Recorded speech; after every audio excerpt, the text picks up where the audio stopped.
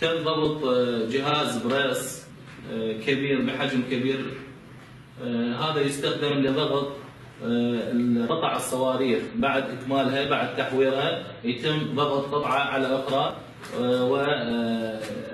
وتهيئة الصاروخ لإطلاقها بعد أن تتم عملية إكمال الحشوات وضغطها بآلة الضغط.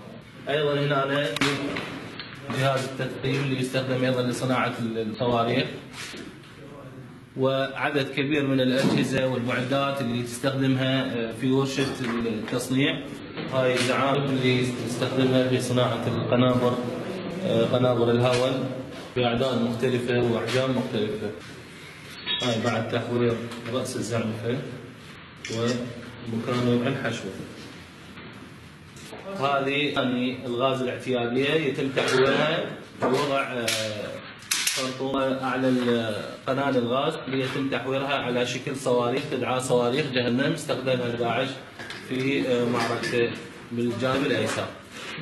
تقريبا ما يقارب 150 صاروخ، قسم منها كامل للاستخدام وقسم معد لتحويره.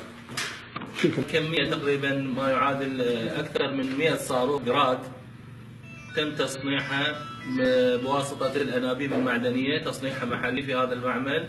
أيضا تصنيع زعانف خاصة لهذا الصاروخ، الأنابيب المعدنية اللي يتم من خلالها تصنيع الصاروخ كل أحجامه، صاروخ الجراد والصواريخ المتوسطة المدى وكذلك صواريخ الكاتيوشا. صواريخ تم تحويلها صواريخ ذات عيار 107 ملم تستخدم للراجمات. أيضا تم تحويلها في هذا المعمل بواسطة الأنابيب المعدنية بقياسات مختلفة.